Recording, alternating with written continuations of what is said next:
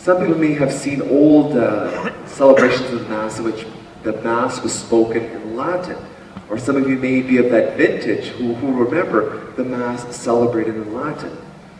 Now this was the case for hundreds of years until about 1967, following the Second Vatican Council, in which the bishops who had attended the meetings in the Vatican had said that there should be an option for people to be able to celebrate the language in which they speak, for them to better understand what the significance of the prayers are.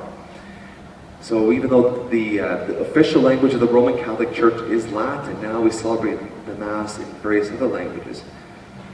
And people would say, well, I mean, there's no sense in having the Mass in Latin because it's a dead language. Nobody speaks it. And so therefore we have now the Mass celebrated in the language of the people. So in contrast to the dead nature of Latin, in the sense that nobody really speaks it, converses in that language, I think the total opposite is English. I mean, it's like the francolingua, the language of business, of commerce. So it's like if anybody who wants to do business globally has to have some element of English. And I think because there's always an exchange of ideas and also new realities in which now words have to adapt to the changing realities. So one example is in the Oxford English Dictionary, and so which is considers itself the definitive record of the English language. It brings about 1,000 new words every year to adapt to what's going on in society.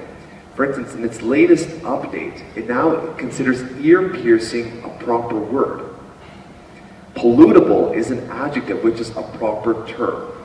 And even look-see is now an official word. Even though we speak kind of almost in slang, now it's definitive.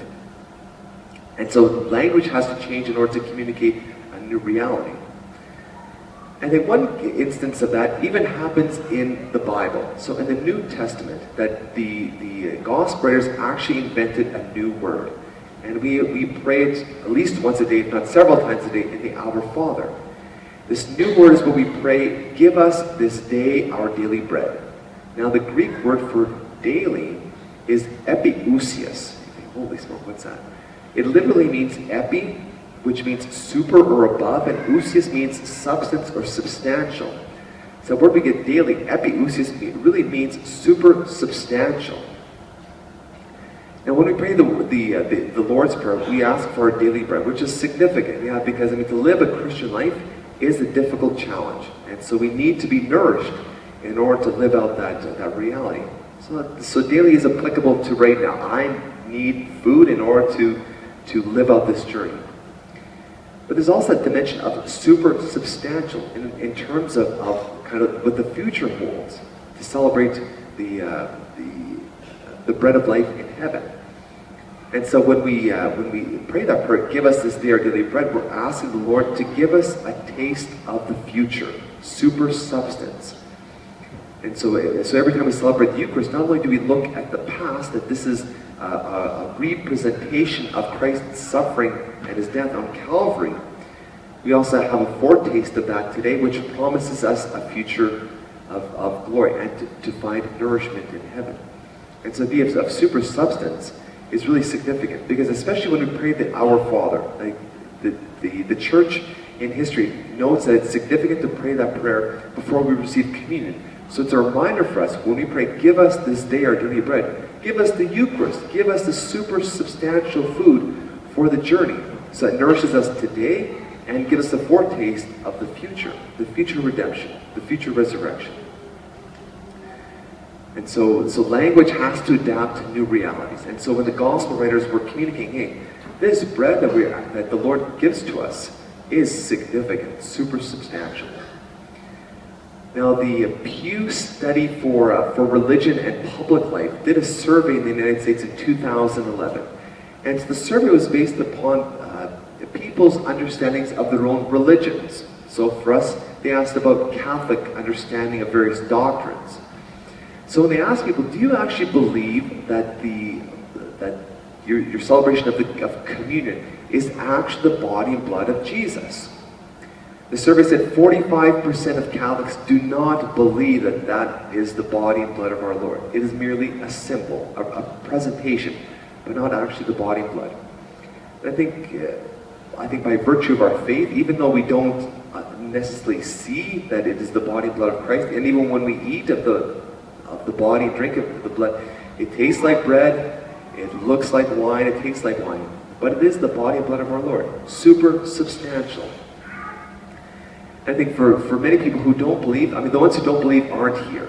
Because if they realize the significance of the greatest miracle in human history, which happens so frequently we take it for granted, that bread and wine become the body and blood of our Lord, that He gives it to us. And if people realize the significance of the super substantial bread, my goodness gracious, people would rather, would forego a lot of other activities to spend this moment here with the Lord.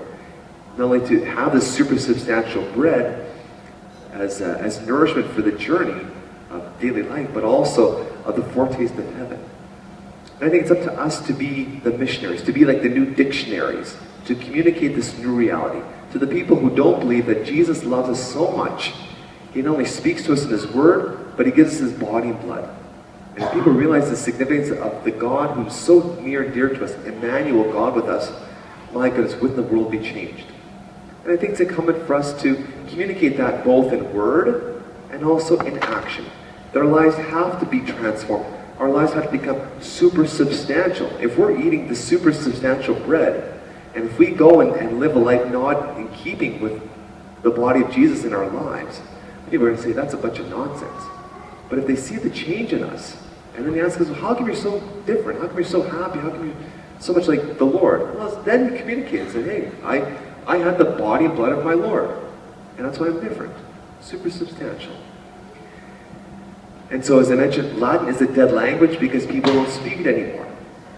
But because people speak English and want to communicate new meanings to new realities, that's why we have 1,000 words added to the English dictionary, the Oxford English Dictionary every year to communicate a new reality.